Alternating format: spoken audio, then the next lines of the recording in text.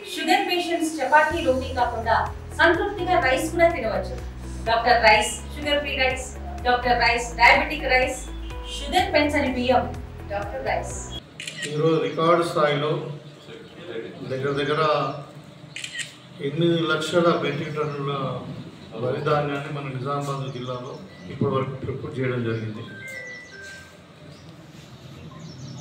ఇంకా అధికారుల అంచనా ప్రకారము ఇంకొక 1 లక్ష మెట్రిక్ టన్నులు ఇంకా ప్రొక్యూర్ చేసేది అక్కడక్కడ, అంటే కొంచెం లారీలలో ఉన్నాయి. ఇంకా కొన్ని కొంచెం లేట్ వచ్చింది క్రాప్. మన ఎస్పెషల్లీ చిక్కడపల్లి బాల్కొండ ఏరియాలో మన దగ్గర 95% అయిపోయింది. ఒక జగన్ కొద్దిగా ఇవాళ జీరో కరప్షన్తో పేదవాని కళని నిజం చేస్తున్నాం. మేము ఇలా ఇంద్రమ్మ ఇల్లు ఇస్తున్నాం.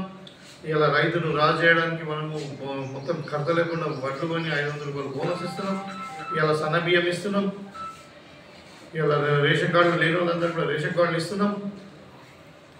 ఇవాళ ఈ విధంగా నిజంగా అంటే ఇప్పుడు ఇందిరమ్మ రాజ్యం ప్రజాపాలన ఇలా వెలుగులిస్తూ ఉన్నది. ప్రజలందరూ ఆనందంగా ఉన్నారు. వాళ్ళు మాట్లాడుకుంటారు వీళ్ళు ఇందిరమ్మ డబ్బు తీసుకుంటున్నారు ఇంకేదని. అంతా పూర్తిగా అవాస్తవం. వాళ్ళు పాత భ్రమల్లో ఉన్నారు. వాళ్ళలాగా అందరూ ఉంటారని వాళ్ళు అనుకుంటున్నారు. ఆ కేసీఆర్ ఫ్యామిలీ లాగానో టీఆర్ఎస్ లాగానో ఎవరు ఉండరు. ఇవాళ వాళ్ళది ఏమవుతుంది? ఇవాళ కేసీఆర్ ఫ్యామిలీ చిల్లనిత్తులు అయిపోయి హరీష్ రావు టీడీపీలో పోతున్నట్టు వస్తున్నారు. కవితనైతే ఏదో పాస్పోర్ట్ తీసుకొని పర్మిషన్ తీసి అమెరికా పోయింది. ఈయన కేటీఆర్ ఏమో లండన్ పోతున్నాను తెలుసు. ఆడ ఆధిపత్యం పోదు జరుగుతుంది. ఈ ముసలాన్ని ఎప్పుడు పోతాడు? నేను ఎప్పుడు ఈమె సపరేట్ పార్టీ పెడతాడంట కవిత. ఇక హరీష్ రావు అంటుడు నాకేం అవసరం లేదు, కేటీఆర్కి ఇచ్చేయండి అని ఆయన అంటున్నాడు. అలా అంటే ఒక కుటుంబంలో ఒక చిన్న చిదురైపోయి ఒక నాయకత్వ లోపం కనబడి ఇలా మూతపడే పరిస్థితి వచ్చింది. ఇక వేరే వాళ్ళతో లీగల్ ఇప్పిస్తున్నాడు. కాంగ్రెస్లో కలుద్దామా, బీజేపీలో కలుద్దామా, ఎవడు వెళ్తాడు అది కలపడానికి. అంటే అలాంటి దుస్థితిలో ఇలా టీఆర్ఎస్ పార్టీ ఉంది. అది మనగడ సాగదు. అది మూతపడే పార్టీ టీఆర్ఎస్ అనేది ప్రజలు మర్చిపోయారు.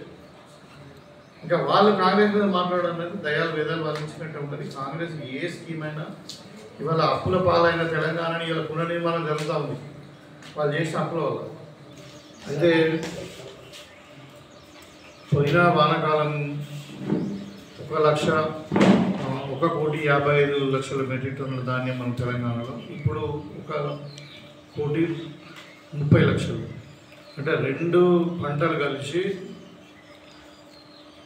ఈ వానకాలము ఏసంగి కలిసి కాంగ్రెస్ పార్టీ అధికారంలోకి వచ్చిన తర్వాత కాళేశ్వరం నీళ్లు వాడకుండా ఇవాళ 2,80,00,000 మెట్రిక్ టన్నుల వరి ధాన్యాన్ని రైతులు పండించారు. ఇది ఒక రికార్డు. ఇది భారతదేశ చరిత్రలోనే రికార్డు. గతంలో మీకు అందరూ కూడా తెలుసు, 10 ఏళ్లలో డబుల్ బెడ్రూమ్ ఇల్లు అన్నారు. మరి ఎక్కడ కట్టిన దాఖలాలు లేవు. ఇప్పుడు దర్పల్లిలో ఒక 40 ఇళ్ళు కట్టినట్టున్నారు. అవి కూడా ఇక్కడ డిస్ట్రిబ్యూషన్ జరగలేదు. సో అవి కూడా ఇన్కంప్లీట్ ఉన్నాయి. అక్కడ ఎలక్ట్రిసిటీ ఉంటే డ్రైనేజ్ లేదు, డ్రైనేజ్ ఉంటే ఇన్ఫ్రాస్ట్రక్చర్ ఇంకా లేదు.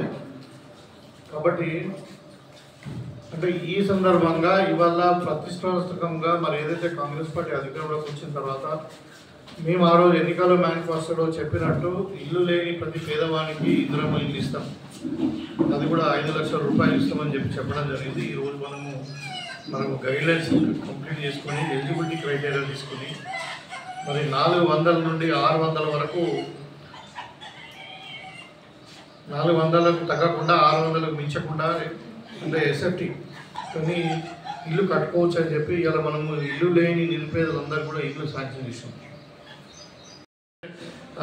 కాంట్రాక్టర్తో నడిపించుకుంటున్నారు కానీ కాంట్రాక్టర్ వ్యవస్థ అనేది ఇందిరమ్మ ఇళ్ళలో లేదు. కాబట్టి వాళ్ళకు సెకండ్ ఫేజ్లో అందరు కూడా జాగలేని వాళ్ళందరికీ ఇందిరమ్మ ఇల్లు అలాట్ చేస్తాం. మన అది డబుల్ బెడ్రూమ్ ఇన్కంప్లీట్ ఇల్లు అలాట్ చేస్తాం. లేని వాళ్ళకి ప్లాట్లు అలాట్ చేస్తాం. ఇప్పుడు పునాదులు దాకా కట్టుకున్న వాళ్ళకు కూడా ఇల్లు ఇస్తాం. ఇది అందుకనే నేను ఇలా పేదలకు ఒక భరోసా, అది ఒక కళ ఉండే ఇందిరమ్మ అంటే ఇల్లు లేని వారికి ఇల్లు అనేది ఒక కళ. మరి వాళ్ళ కళ నిజం కాబోతుంది. కాంగ్రెస్ పార్టీ వచ్చి ఇలా కరెక్ట్ 1.5 సంవత్సరం అయింది. డిసెంబర్లో వచ్చినాం మనం. ఇవాళ మనం మేలో ఉన్నాం. 1.5 సంవత్సరాల కాలంలోనే ఒక నియోజకవర్గంలో ఇలా మేము దగ్గర 4,500 ఇల్లు మేము కట్టి చూపిస్తున్నాము. చెప్పడం కాదు. సో నాకు పూర్తి విశ్వాసం ఉంది రాబోయే ఇంకా 2-3 ఏళ్లలో 3.5 సంవత్సరాలు ఈ ప్రభుత్వం ఉంటుంది. 3.5 సంవత్సరాల వరకు మళ్ళీ ఎన్నికల వరకు నియోజకవర్గంలో ఎంతమంది అన్నా ఉండని మొత్తం 100% అంటే ఇల్లు లేని వారు ఉండకూడదు అన్నదే ప్రభుత్వం యొక్క భావన. అది ఖచ్చితంగా ఆ టార్గెట్ రీచ్ అవుతామని చెప్పి నేను భావిస్తాను. చాలామంది కొంతమంది ఏం చేసారు, పునాదుల వరకు కట్టుకున్నారు, కొంతమందికి జాగలేదు, ఇల్లు కట్టుకున్నట్టు జాగలేదు. సో వాళ్ళందరూ కూడా ఫేజ్ 2లో వాళ్ళకు జాగా ఇవ్వడానికి మళ్ళా ఒక అసైన్మెంట్ కమిటీ నిర్ణయించి అసైన్మెంట్ కమిటీ ద్వారా 75 గజాల జాగా ప్రతి పేదవానికి ఇచ్చి ఆ 75 గజాల జాగాతో పాటు ఇందిరమ్మ ఇల్లు కూడా శాంక్షన్ చేస్తారు. వెంటనే ఆ జాగాకు సంబంధించిన టైటిల్, జాగా ప్లాట్ నెంబర్ చెప్పి ఇస్తాము, దానికి ప్రొసీడింగ్ ఆర్డర్ ఇస్తాము, భూమిది, తర్వాత దాని వెంటనే ఇందిరమ్మ ఇల్లు కూడా శాంక్షన్ చేస్తాము. అది కాకుండా ఇప్పుడు ఆల్రెడీ అక్కడక్కడ కొన్ని ఇక్కడ కొంచెం గోడలు కట్టిరు, సిమెంట్ ఏదో ప్లాస్టింగ్ వేసారు, కానీ చాలా చాలా ఏమున్నాయి, పునాదులు తవ్వరు, కొంచెం అలా స్లాబ్లు వేసారు, ఇట్లా రకరకాలు ఉన్నాయి ఇందిరమ్మ ఇల్లు కొన్ని ఊళ్ళలో. అవన్నీ కూడా ఇప్పుడు ఎవరికైతే ప్లాట్లు లేవో వాళ్ళందరూ కూడా అలర్ట్ చేయబోతున్నారు. ప్లాట్లు లేని వాళ్ళకు, ఇండ్లు కట్టుకునే వాళ్ళకు ఆ ఇందిరమ్మ ఇండ్లు, ఇన్కంప్లీట్ ఉన్న ఇందిరమ్మ ఇండ్లు అన్నీ కూడా మేము అలర్ట్ చేస్తాం. ఆ ఏ స్టేజ్ నుండి ఆ స్టేజ్ వరకు లెక్క కట్టి ప్రభుత్వం ఇచ్చేది 5 లక్షలు. సపోజ్ స్లాబ్ వరకు వేసారు అనుకో 1 లక్ష 2 లక్షలు కట్ చేస్తారు. సపోజ్ పునాదుల వరకు అనుకో 1 లక్ష కట్ చేసి వాళ్ళ కాంట్రాక్టర్ని ఎగ్జిట్ చేస్తారు. కాంట్రాక్టర్కి ఇవ్వరు ఇక్కడ డబ్బులు. మళ్ళీ లబ్ధిదారులను ఐడెంటిఫై చేస్తాం మనం. లబ్ధిదారులకు అలర్ట్ చేసిన తర్వాత వాళ్ళకి బ్యాలెన్స్ అమౌంట్ వాళ్ళకి కట్టుకోమని మనం ఇస్తాం. వరకు కూడా వాళ్ళు కొనుగోలు చేసారు. తర్వాత పైసలు అయితే 2 నెలల దాకా రాలేదు. ఇంకా మీరు స్ట్రాటజీస్ చూడొచ్చు. ఇవాళ కాంగ్రెస్ పార్టీ అధికారంలోకి వచ్చిన తర్వాత ఎన్నాడు చరిత్రలో లేనటువంటి పంట పండినప్పటికీ మరి వాళ్ళు ఎక్కడ కూడా కొరత లేదు. అంటే నీకు లేబర్ కొరత లేకుండే, గిన్ని బ్యాగ్స్ కొరత లేకుండే, లారీల కొరత లేకుండే, డౌన్లోడింగ్ కొరత లేకుండే. ఇలా మరి రైతులకు కూడా ఎక్కడ కూడా కొరత లేకుండా 100% వడ్లకు మొత్తం కూడా ఇలా వారం రోజులనే పేమెంట్ కూడా జరుగుతూ ఉంది మేమని చెప్పింది. తర్వాత కాంగ్రెస్ పార్టీ తెచ్చిన రైతులతో కలిసి వచ్చిన ఒత్తిడి వల్ల కొంటామని చెప్పారు. అంటే 10 ఒక్కొక్క క్వింటాలకు 10 కిలోల చొప్పున కట్ చేసి ఒక్కొక్క రైతుకు 25-30 వేల రూపాయలు నష్టం చేసింది.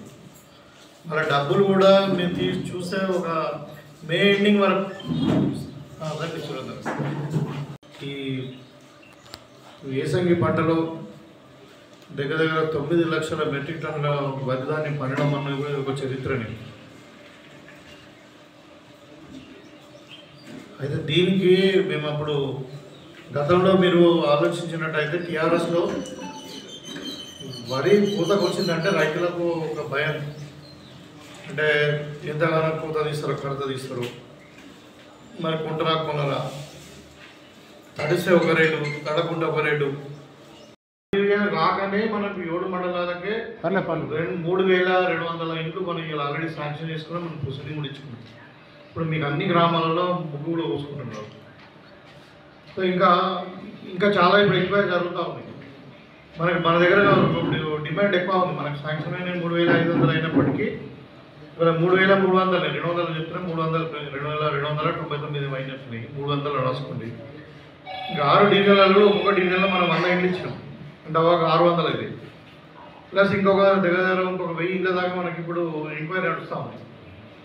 సో ఇవాళ దగ్గర 4,500 ఇళ్లలో ఇవాళ ఇందిరమ్మ ఇల్లు స్టార్ట్ కాబోతూ ఉన్నాయి త్వరలోనే మన ఊళ్ళో. గతంలో వాళ్ళు 10 ఏళ్లలో ఒక 50 ఇళ్ళు కూడా కట్టలేదు. ఇప్పుడు ఎగ్జాంపుల్ చెప్తామని, ఇప్పుడు మనకి ఇందలవాయిలో కూడా అదే పరిస్థితి. ఇందలవాయి గ్రామంలో ఒక 25 కట్టింది. ఆడ కూడా డ్రైన్ లేదు, వాటర్ లేదు, నీళ్ళు లేవు. ఆ ఇచ్చిన వాళ్ళు సెల్ఫ్ ఆక్యుపై చేసుకున్నారు. వాళ్ళు ఇస్తారు ఇవ్వాలి, దరిద్రులు ఆక్యుపై చేసుకుంటే వాళ్ళకి సర్టిఫికేట్ కూడా ఇవ్వలేదు. అంటే టైటిల్ లేదు పాపం. ఇప్పుడు వాళ్ళు ఉంటున్నారు కానీ వాళ్ళకు గవర్నమెంట్ నుండి వాళ్ళకు హక్కుపత్రాలు ఇవ్వాలి. అంటే ఈ విధంగా అంత మోసం చేస్తే ఇవాళ ఇందిరమ్మ ఇల్లు మనం శాంక్షన్ చేసుకున్నాం. ఇందిరమ్మ ఇళ్లలో మీకు ముఖ్యంగా ఇప్పుడు ఫేజ్ 1 ఇది. ఫేజ్ 1లో ఎవరికైతే జాగా ఉండి ఇల్లు కట్టుకునేటోళ్ళు రెడీ ఉన్నారో వాళ్ళకి ఇస్తాము.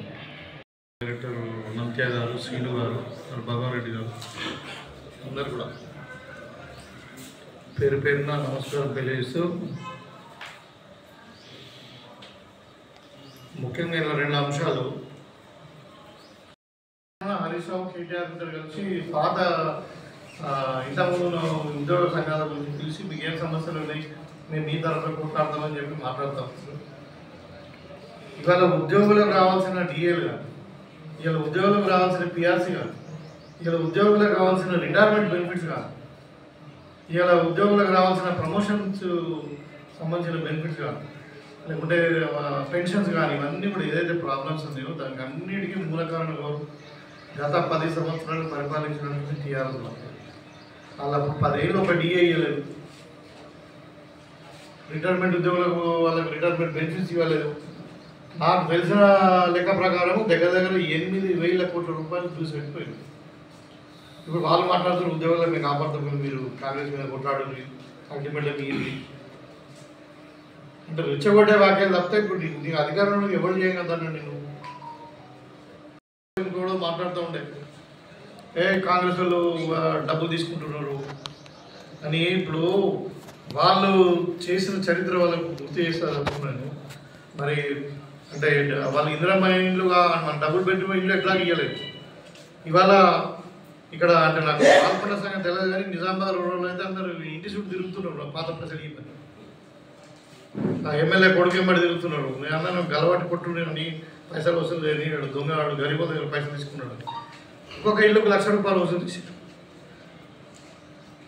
వీళ్ళ వాళ్ళు మాట్లాడుతున్నారు. కట్టింది లేదు మళ్ళా. ఇలా మా పైసలు మేము అదే దళిత బంధు కూడా అంతే చేసారు. దళిత బంధులో కూడా పైసలు తీసుకుంటే మేము అది దళిత బంధు స్కీమ్ బంద్ అయింది, గృహలక్ష్మి స్కీమ్ బంద్ అయింది, బీసీ బంధు లేదు, ఎస్సీ బంధు లేదు, ఎస్టీ బంధు లేదు. ఆ బంద్ అయిపోయిన వీటికి కూడా పైసలు ఇస్తే మీరు గల్లబట్టి వస్తుంది తెచ్చుకోమని చెప్పిన మారలేదు. ఇక మరి వాళ్ళు పాపం ఏడు దొరుకుతున్నాడో వాళ్ళు ఎప్పుడో అడుగుతున్నారో లేదు తెలుసలేదు కానీ అంటే అంత దుర్మార్గమైన ఆలోచనతో వాళ్ళు పనిచేసారు. ఇవాళ మేము ఎక్కడ ₹1 తీసుకునే అవసరం లేదు, తీసుకోలేదు ఎవరు కూడా. నేను ఇంకా మీకు పత్రికాముఖం కూడా చెప్తున్నా కదా, ఇందిరమ్మ ఇండ్లల్లో ఎవరైనా వాళ్ళు సెక్రటరీ కానీ, ఎంపీడీఓ కానీ, ఇంకెవరైనా కానీ మా కాంగ్రెస్ నాయకులు కానీ, ఇందిరమ్మ కమిటీ వాళ్ళు కానీ ఎవరైనా డబ్బులు అడితే నాకు డైరెక్ట్ ఫోన్ చేయండి. ఇవాళ వరకు ఆల్రెడీ 3,200 ఇల్లు శాంక్షన్ అయినాయి. ఇంకా మనకు 6 డివిజన్లు ఉన్నాయి. ఎస్సీ కేటగరైజేషన్ చేసినప్పుడు ఇక్కడ జరగలేదు. బీసీ రిజర్వేషన్ ఇలా ఇక్కడ మన గవర్నర్ గారు ఆమోదించి కేంద్రం పంపిస్తే ఇంకా దానికి యాక్షన్ చేస్తలేదు. సో ఇట్లా అంటే వీళ్ళు ఏం చేసినా దీన్ని అడ్డంబాటు తప్పితే వాళ్ళు చేసింది ఏం లేదు బీజేపీ. ఇక టీఆర్ఎస్ వల్ల చరిత్ర అది చెప్పుకుంటేనే వాళ్ళకి అది మరీ సిగ్గు శరం లేకుండా మాట్లాడుతున్నారు. ఇవాళ ప్యూర్గా నాయకత్వ లోపం ఉంది. వాళ్ళు ఎవరి నాయకత్వం వహించాలా, కొడుక బిడ్డన అల్లుడా అనే దాని మీద మొత్తం పార్టీ అంతా విచ్ఛిన్నం అంటే అది ఎవడెటు పోతాడో తెలుసులేని పరిస్థితి ఉంది. సో వాళ్ళు మాట్లాడడం అనేది ఇంకా అది దానికి అర్థం లేని పని. ప్రజలు కూడా వాళ్ళని పిచ్చోళ్ళగానే చూస్తున్నారు. పెద్ద వాల్యూ సీరియస్ తీసుకుంటున్నారు వాక్యాలను. ఇక మరీ మన వరంగల్ మీటింగ్ అయిన తర్వాత ఇక మొత్తమే అది జీరో అయిపోయింది. ఒక్కొక్క కారు 10,000 ఇచ్చి తీసుకుని పోతే ఆడ మంది లేరు ఆయన మాట్లాడేది కూడా చూసాదుడు అది అది మొత్తం అది పసలేని అట్లా అయిపోవట్లా మొత్తం. ఇప్పుడు దానికి అసలు ఇప్పుడు చూస్తున్నారు ఇక ఎట్లా కలపాలి మేము. కాంగ్రెస్ కూడా అద్దంటున్నాడు, బీజేపీ కూడా అద్దంటున్నాడు, మరి ఎట్లా చేయాలా ఏం చేయాలనే ప్లాన్లో ఉన్నారు. కాబట్టి అంటే ఈ విధంగా ఉంది పరిస్థితి. కాబట్టి వాళ్ళు ఇంకా టీఆర్ఎస్ని ఏదో అంటే బదనాలు చేద్దామనే ప్లాన్లో ఉన్నారు. అది నడవది అని చెప్పి సందర్భంగా తెలియజేస్తారు.